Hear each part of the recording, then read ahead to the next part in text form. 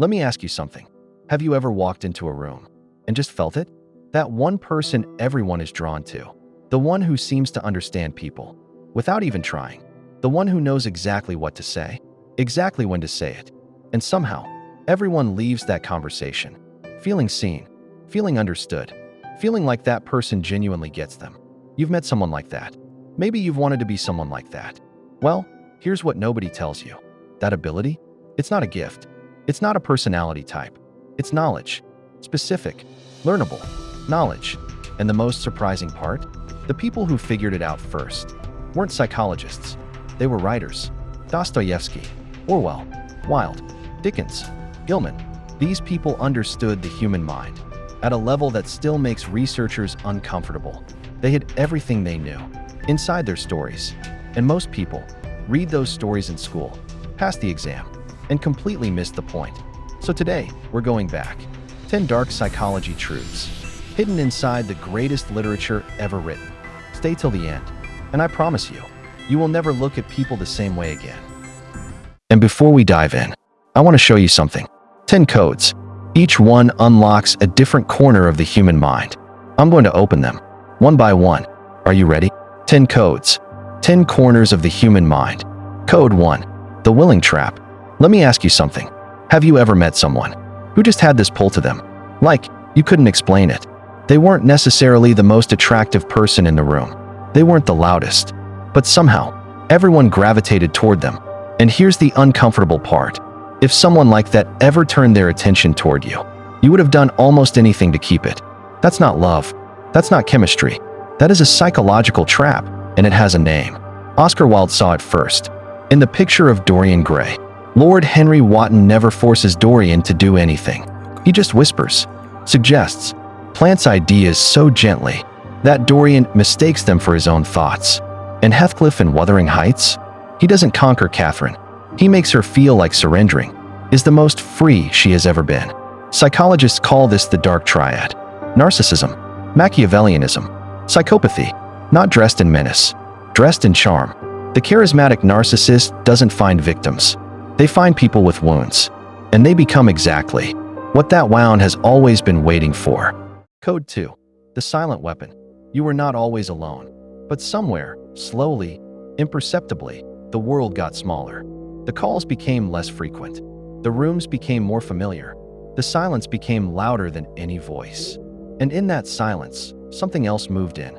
Charlotte Perkins Gilman wrote The Yellow Wallpaper in 1892. A woman confined to a room by her husband, a doctor who believes rest will cure her.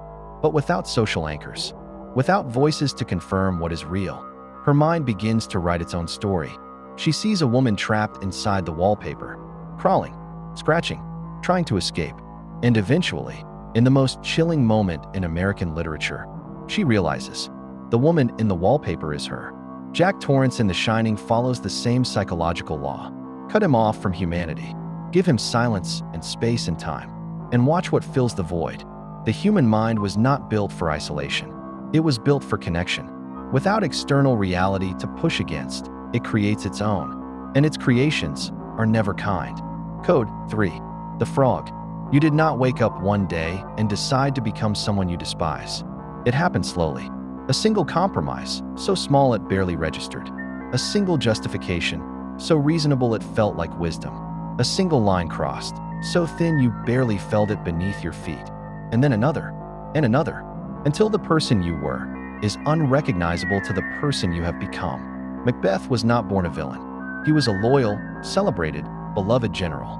But he crossed one line, just one, and the crossing of that line demanded another.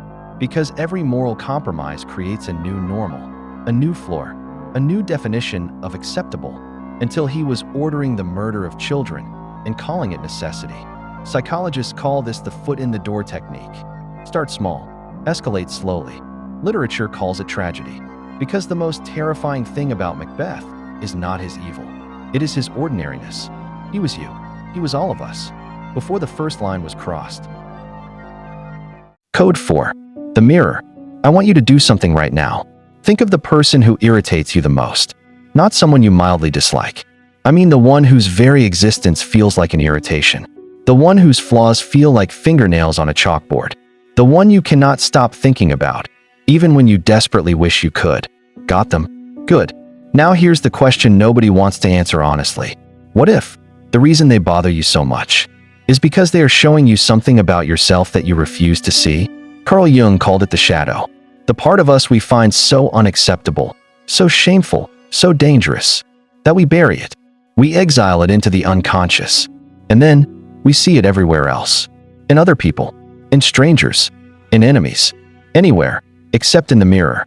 Inspector Javert in Les Miserables dedicates his entire existence to hunting one man, Jean Valjean, an obsession so consuming, so total, that when Valjean finally shows him grace, real, genuine, unearned grace, Javert cannot process it, because if Valjean is good, then Javert's entire life of cruelty, disguised as justice, collapses.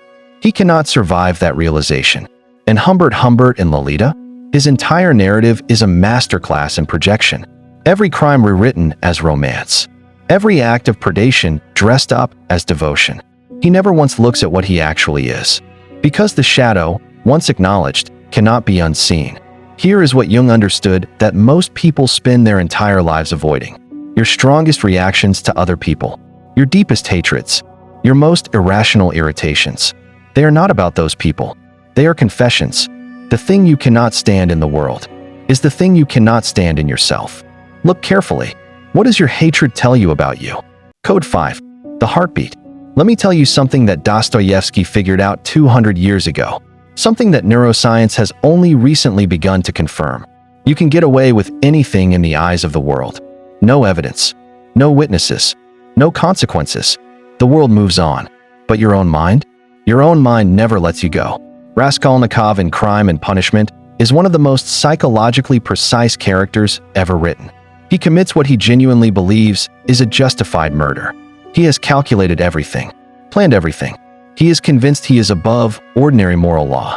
And then, the moment it's done, his own conscience destroys him. Not the police, not the courts. Himself, from the inside. He cannot sleep. He cannot eat. He cannot look people in the eye. He sees accusation in every ordinary glance. He hears things that aren't there. And Edgar Allan Poe, in The Telltale Heart, takes this psychological truth and makes it visceral. A murderer, calm, composed, clever, who hides a body beneath the floorboards, and then, sitting with the police who suspect nothing, begins to hear it, the heartbeat, beneath the floor, getting louder, and louder, and louder, until he tears up the floor himself, screaming, unable to bear it anymore. No one caught him. He caught himself. This is what literature understood long before psychology had the language for it. The subconscious mind is the harshest judge that will ever sentence you. It does not need evidence. It was there. It knows exactly what you did, and it will collect, with interest. You may escape every court in the world. You will never, not once, escape yourself. And that is where we stop. For now, 5 codes, 5 truths. The willing trap, the silent weapon, the frog, the mirror, the heartbeat. But we are only halfway through. 5 more codes are waiting. The Lucifer, the rewrite, the gaslight, the frozen room, and the last theft. The last one, code 10, is the darkest truth in all of literature. And I promise you, you are not ready for it. Part 2 drops next week. Until then, watch yourself. Kashitra Mayer.